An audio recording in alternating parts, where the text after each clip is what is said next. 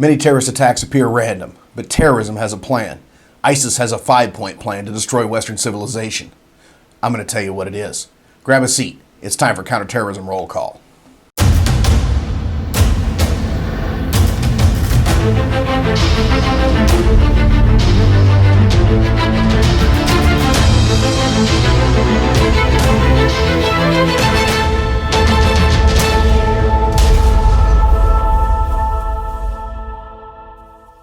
Welcome to Counterterrorism Roll Call. I'm Holt Clark.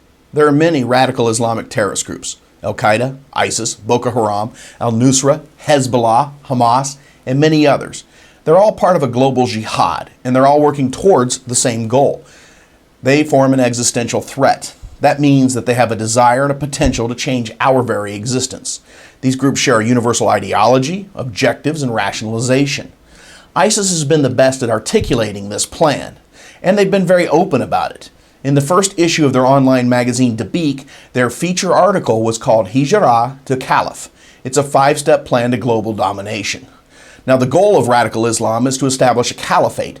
That's a world ruled by their version of radical Islam. So while terrorist attacks may seem random and unconnected, they're all moving towards that stated goal. In June of 2014, the Islamic State officially declared their caliphate in Iraq and Syria, thus becoming ISIS. They used this 5-step plan to take control of major parts of these countries.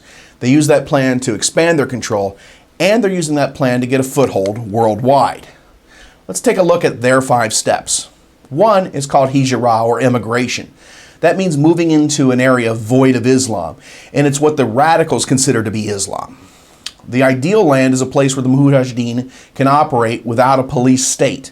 Think of Afghanistan under the Taliban, Iraq after the U.S. Army pulled out, Somalia, Libya, the Sinai Peninsula, and Yemen, and so many more.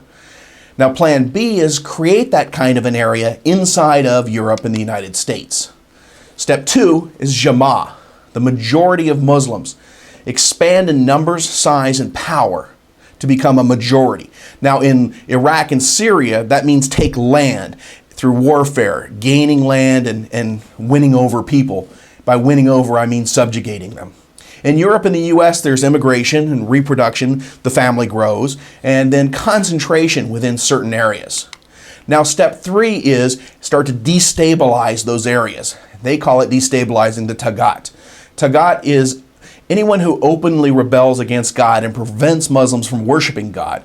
Really, they're saying all governments who oppose them. So step 3 is designed to assist step 2, and they happen in unison.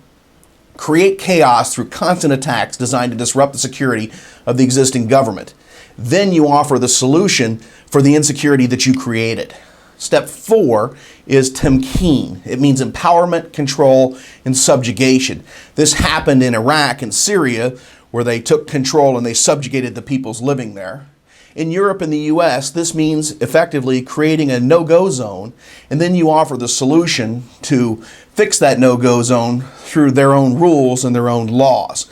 You install a puppet government inside the foreign government, and that government is made up of either loyalists, true believers, or just unwitting fools who are doing their bidding.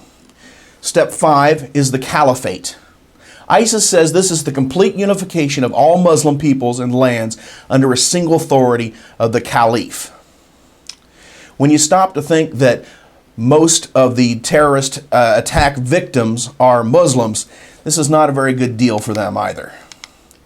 I want to show you how this theory is put into practice.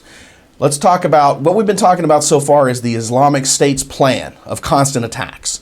This is Inspire magazine. Inspire is the online magazine of Al-Qaeda, specifically issue 15 called Professional Assassinations. It has a featured article called Oh Knife Revolution, Head Towards America. In 2015, the third intifada started in Israel.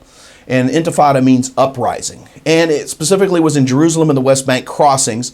And it became known as the Knife Intifada because it was characterized by people either running over pedestrians or attacking with knives.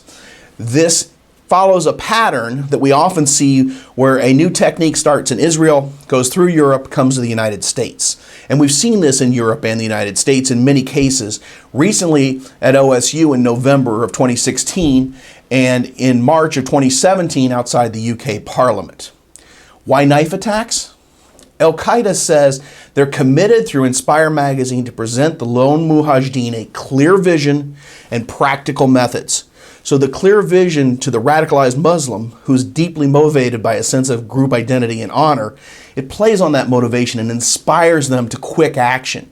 Once they're ready to take quick action, a knife and vehicle attacks require almost no planning or outside support. So once a follower has been inspired and triggered, it's an easy follow-through. So, Al-Qaeda's inspiration and direction are completely in line with the ISIS plan, specifically step 3 of the attacks by removing a sense of security. It's by its very nature the randomness, and it makes detection prevention difficult, and it makes people very insecure. This is just one example of the global jihad operating towards that common objective.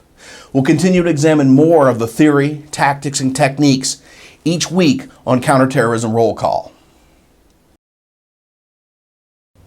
Thanks for watching. Please visit our sponsor, patriotthreads.org, and stay tuned for a special offer from them. Would you do me a favor and hit the like button? And if you haven't yet, subscribe. If you want to know more about me, go to my website, follow me on Twitter, or just run me on NCIC.